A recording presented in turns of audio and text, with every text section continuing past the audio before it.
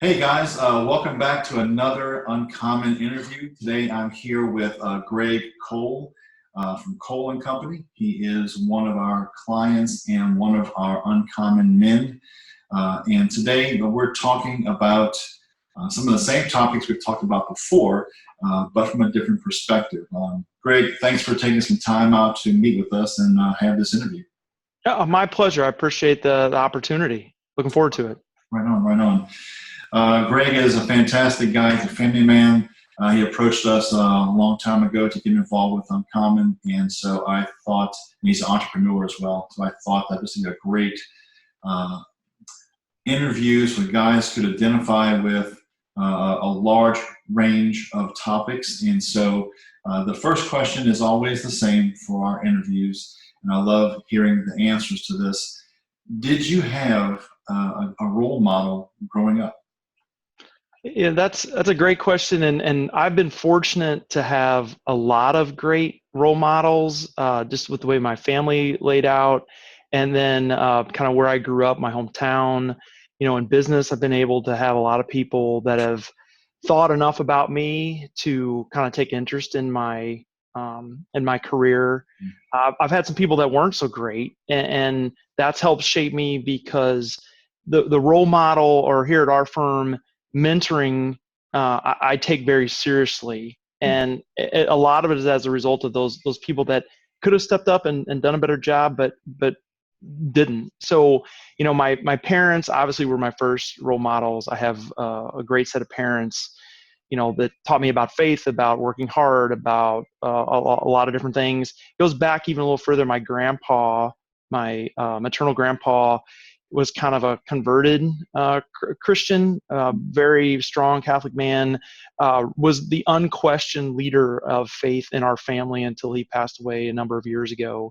But was just great to hang around, and really brought a lot of the talk back to Christ, and led our family prayers, and just was very active in the church, again, by example, setting a great role model. Probably the biggest, not role model, but biggest influence on my life, for multiple reasons, which we'll get to. The longer term one is my high school basketball coach. He was he is a very good Christian man.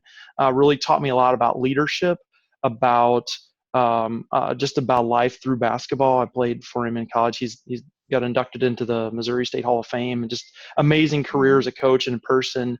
And then every single day, literally, he has an influence on my life because he set me up on a blind date with my wife. She was, after I'd been graduated for a number of years, she started teaching there, and he had moved on as the athletic director, and she was a coach there, a track cross country coach. And he kept on trying to set her up with people, and finally he wore her down. She moved to a new apartment here in St. Louis, and she's like, all right, I'm going to go on this date with this one guy. I'm going to get out. Like, he's not going to bother me anymore. And here we are, some 16 years later, 20 years of knowing each other later this year, actually. So, literally my high school basketball coach influences every single minute of my life now. Right. So it's been wonderful that as I've gotten on into my business career, I've had a lot of great people that have again, looked out for me. Some people that really didn't, that were more interested in themselves. And I think that's really helped drive and shape me on being a good mentor here at my office, and trying to bring that to the people of my staff that are here. Amen. Amen.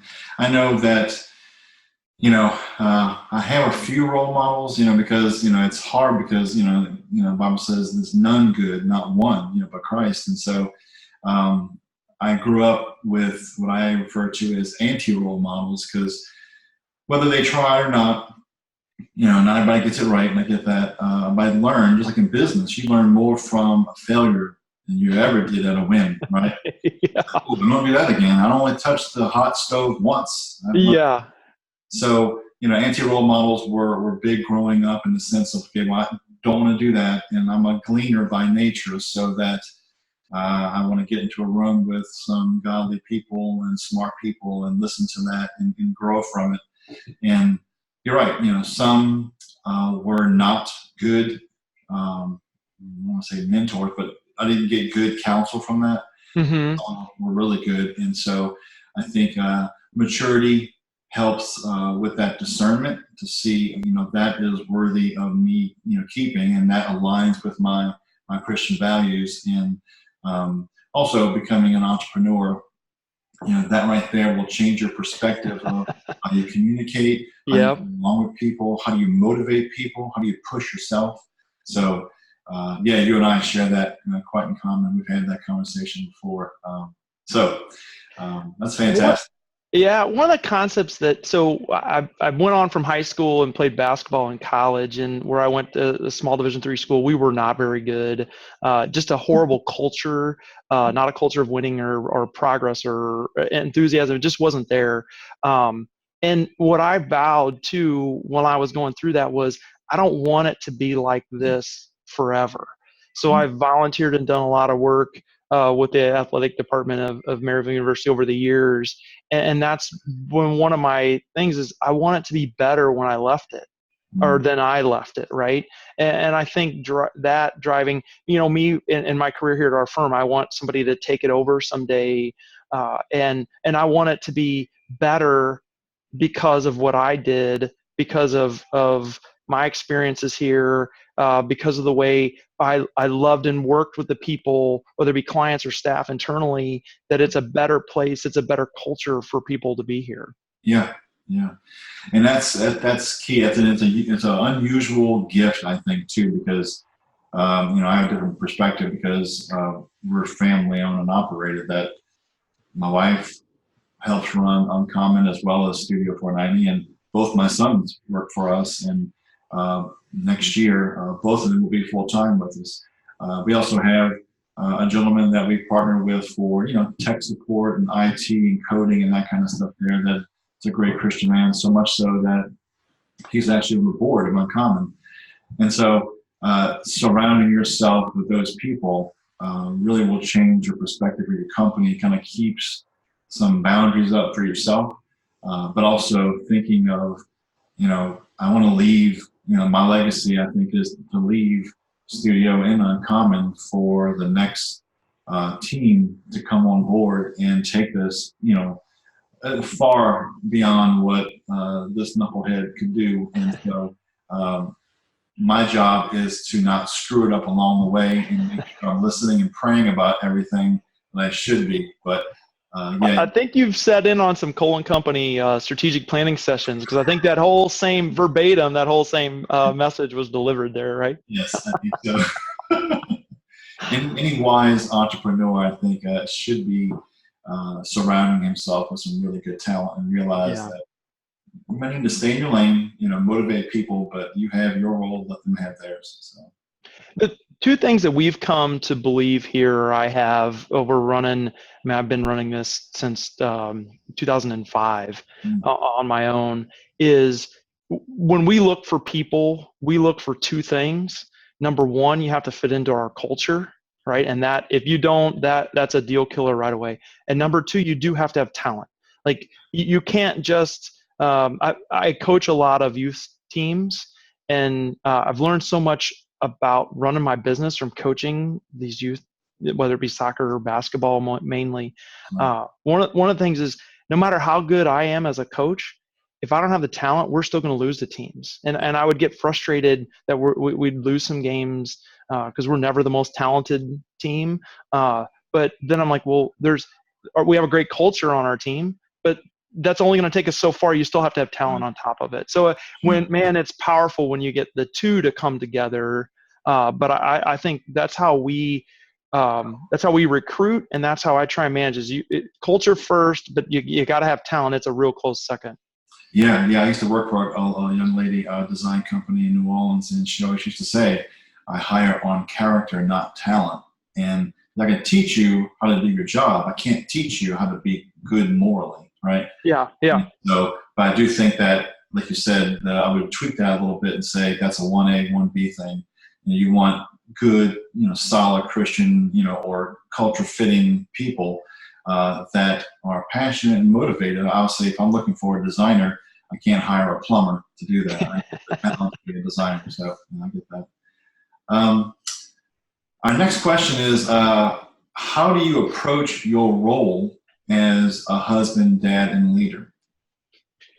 So, over the last few years, I've really, I'm a cradle Catholic, and so I've always been around religion and always been around the word, but never, or I've been around religion, but I don't feel like I was ever in the word and ever really understood kind of what I needed to do. I prayed and I felt I had a close relationship, but over the last number of years, and funny thing of all things, it's a local radio station that's really helped me.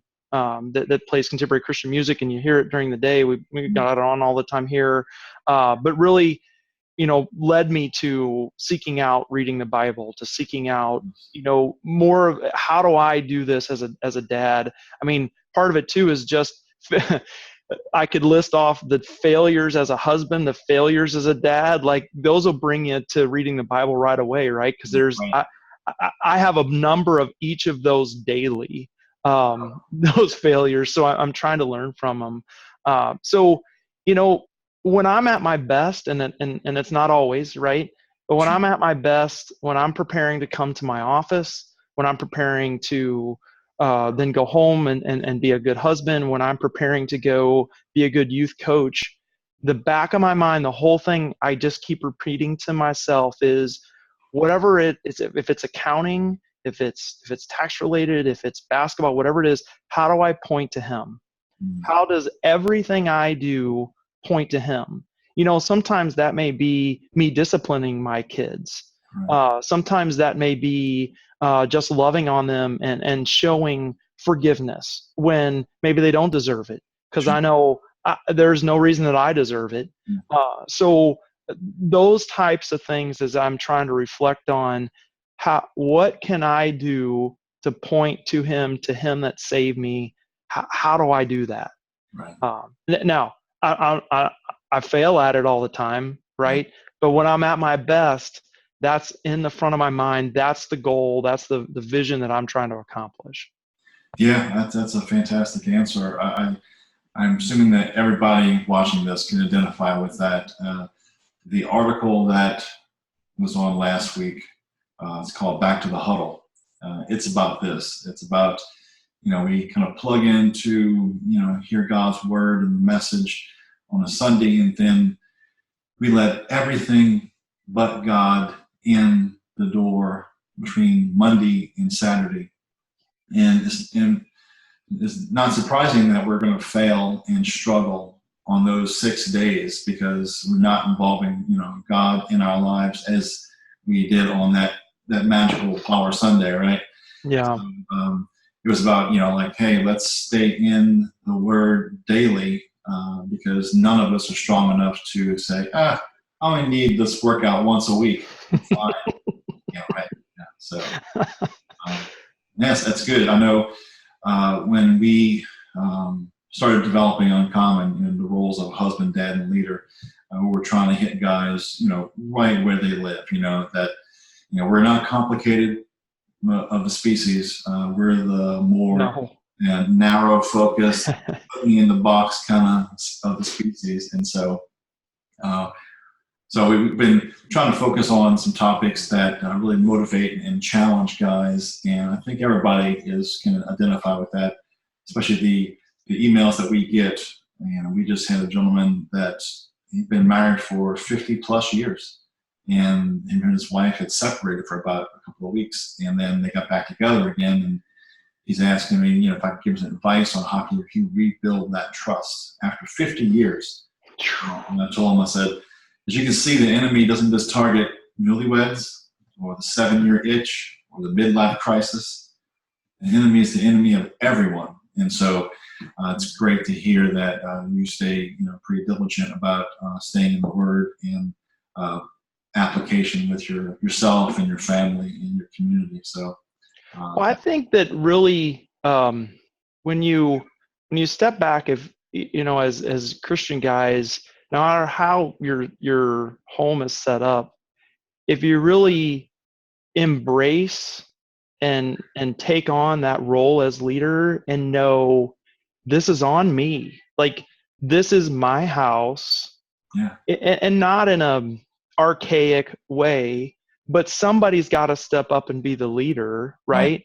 right? And if you take that, now leading sometimes means serving, right? It's not always just this is my house, I'm in charge. Right. Leading a lot of time is serving. So no, trying to figure out that balance, but just saying this is on me. This is on me to be a good role model for my kids, to love my wife.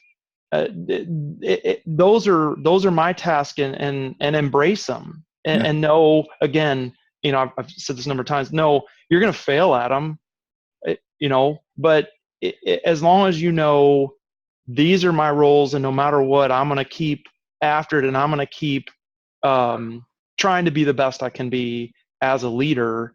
I think that makes a big deal. I just wrote about this about a month ago. I was writing about Adam and Eve, and you go back and read that first part of Genesis. It's very clear. God told Adam to work and keep the garden. He told Adam that before he created Eve. That sounds like marching orders to me. That sounds like a task that is ongoing, to work it and keep it. Now, if you take that garden metaphor and you apply it to your house, your family, your marriage, work and keep it. It's not passive. When Adam became passive, standing next to the tree with Eve, we saw what happened there. It got very passive and was not helping Eve out in any fashion. So, that strikes a chord with me.